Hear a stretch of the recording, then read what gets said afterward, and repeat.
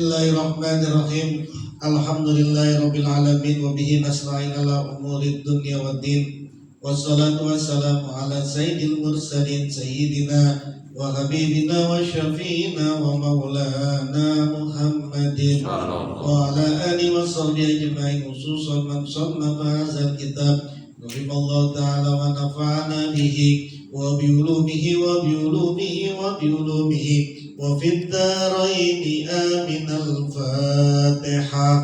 A'udzu billahi minasy syaithanir rajim. Bismillahirrahmanirrahim. Alhamdulillahi rabbil alamin arrahmanir rahim maliki yaumiddin. Iyyaka na'budu wa iyyaka nasta'in ihdinas siratal mustaqim. Siratal ladzina an'amta 'alaihim ghairil maghdubi 'alaihim waladdallin. Bismillahirrahmanirrahim. Para asatidz, para jamaah sekalian, lanjutkan kajian akidah akhlak kitab Miftahush Shudur. Kita masih membahas mengenai zikir dan pengaruhnya terhadap psikologi, terhadap rohani. Bagaimana zikir itu punya pengaruh terhadap kejiwaan manusia. Kita masih bahas bab tentang itu. Bismillahirrahmanirrahim. Wassadatu sufiyatu yu'awwidunal muridina awalan ala zikril lisan allazi yuraqihim ma'al muwalah. Maka para pemuka sufi, orang-orang yang sudah sampai, sudah ahli di bidang ini, sudah mahir, itu membiasakan para muridnya pertama kali itu dengan zikir lisan, pakai mulut, pakai suara. Kalau kita istilahnya zikir jahar. Allazi yuraqihim, yang zikir itu akan bisa menaikkan dia ma'al mualati, bersama dengan terus menerus. Jadi yang pertama kali orang itu zikir itu harus dengan suara, harus pakai suara. Membiasakan itu harus pakai suara.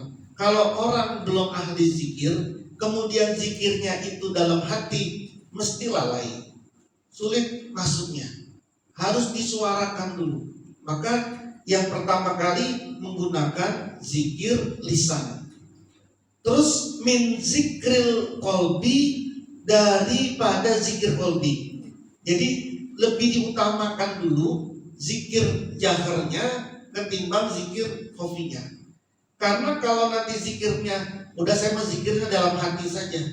Kalau zikirnya cuma dalam hati, tapi mulutnya, lisannya dia kurang zikirnya, nggak bisa zikir sini nih, nggak dapet, pasti nggak dapet. Kalau sulit, bukan kalau emang nggak boleh dibilang pasti, sulit bisa dapatnya di sini nih. Kalau zikir lisannya ini tidak kuat, maka pasti pakai itu dulu, pakai zikir lisan dulu daripada zikir hati. Nah, kenapa? Karena kalau sudah kebiasaan ngomong, kebiasaan diulang-ulang, sesuatu yang biasa diulang-ulang, lalu kemudian Anda diem, ini mesti dalam hatinya, pada pikirannya masih bergoyang tuh, masih terus berkecamuk gitu. Misalnya Anda nyanyi satu bait nih, misalnya nyanyi satu bait, Anda pulang-pulang terus tuh nyanyian, Anda pulang, Anda dengerin, lalu kemudian Anda nggak nyanyi lagi, diem nih, masih ke bawah nih di sini nih, masih terus terniang-niang gitu, masih terus tercap gitu. Mau apa saja, misalnya Anda baca ya Nabi salam alaika, ya Rasul salam alaika, selalu Anda ulang-ulang terus tuh, ya Nabi salam, terus Anda ulang-ulang terus itu di motor di mana Anda ulang-ulang terus sambil Anda dengerin kayak begitu juga. Anda diam saja, itu masih terniang-niang gitu, di sini terus masih terus bergerak gitu. Nah, itu efek daripada orang ngucapin sesuatu gitu. Nah, tinggal kemudian yang diucapinnya itu apa yang membuat kemudian hatinya ini terus menerus terbawa, terus menerus terbawa. Tapi secara psikologi, setiap manusia kalau mengucapkan sesuatu, menenangkan sesuatu, diulang-ulang dan dia dengar itu juga, maka meskipun dia diem ke bawah itu kan ngerasain semua kan begini, kan ngerasain semua seperti ini. Nah, maka zikir yang pertama itu harus dengan lisan dulu ketimbang qalbi. Udahlah, saya mah zikir dalam hati aja, zikir kopinya saya banyakin, zikir jaharnya sedikit. Nggak bisa itu, nggak bisa. Nggak bisa itu, sulit. Zikir kopinya dibelakangin, diduluin daripada zikir jahar, sulit itu. Nah, takallufan dia para murid, para guru ini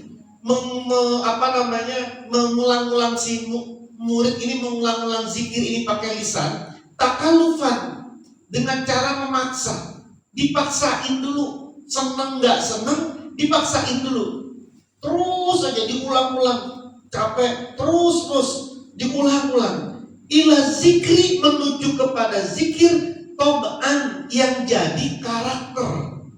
Sehingga nanti kalau sudah diulang-ulang, maka kemudian pengulang-ulangan itu menjadi karakter dia gitu. Misalnya dalam hal olahraga, kalau ini kan olah jiwa, zikir. Dalam olahraga, Anda disuruh lari 2 kali putaran lapangan bola, 3 kali lapangan bola. Capek nggak capek, males nggak males, dipaksa itu Anda untuk lari. Atau gampangnya Anda disuruh push up, sekali push up 50 kali push up. Capek nggak capek, males nggak males, dipaksa itu. Pokoknya harus 50. Nanti ketika sudah diulang-ulang 50 kali yang tadinya dipaksa, maka ketika selanjutnya dia push up 50 kali itu sudah jadi karakter dia.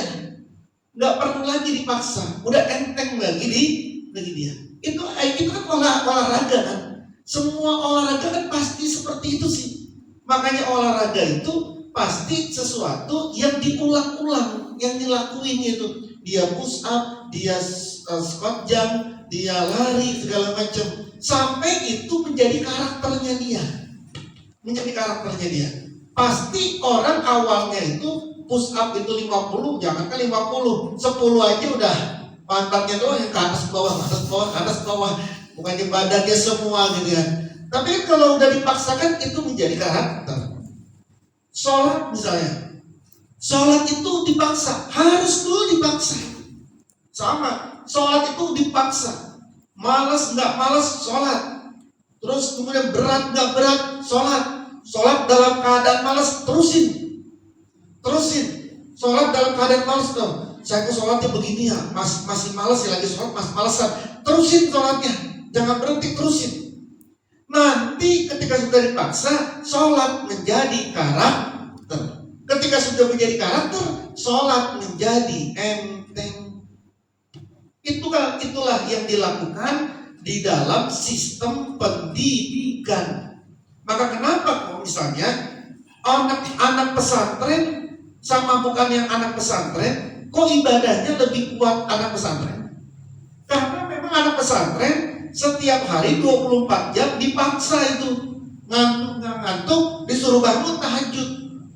Terus malas gak malas dipaksa itu disuruh ngaji. Sehingga ketika dia sudah rapi, sholat tahajud menjadi karakternya dia gitu. Ketimbang orang yang gak pesantren. Kalau kita ini tidak pesantren, kan gak ada yang kontrol. Orang tua kan sekali 2 kali capek sendiri, urusannya banyak. Akhirnya kita kalau lagi mau sholat, kalau lagi nggak mau nggak sholat. Makanya bedanya anak pesantren dan bukan pesantren, bedanya adalah kalau kita di pesantren ada yang ngedidik. Mau malas mau rajin haji, mau malas mau rajin sholat tahajud, sholat sunnah, mau malas mau rajin puasa. Harus tuh. Kalau kita nggak ada yang mendidik, nih, udah kita nggak pesantren, nggak punya guru, tidak ikut kepada guru, akhirnya siapa yang mengontrol kita ini? Yang mau mendidik kita ini siapa? Sehingga kita didik diri kita sendiri. Karena mendidik diri kita sendiri, maka yang terjadi adalah semau-maunya kita. Kita ini kan yang perutnya gendut-gendut gini kan malas olahraga kan? Kenapa malas olahraga? Gak ada yang bimbing gitu. Tapi kalau kemudian kita ada yang pelatih membimbing, makan, gak boleh makan. Pokoknya makan jam 5 selesai. Setelah itu mau makan apa terserah, tapi jangan makan yang karbohidrat, jangan makan yang nasi, makannya buah aja. Kan dipaksa kan begitu. Ketika dia sudah lama-lama dipaksa, itu menjadi karakter dia, menjadi enteng. Nah, itu juga yang diterapkan di dalam zikrullah.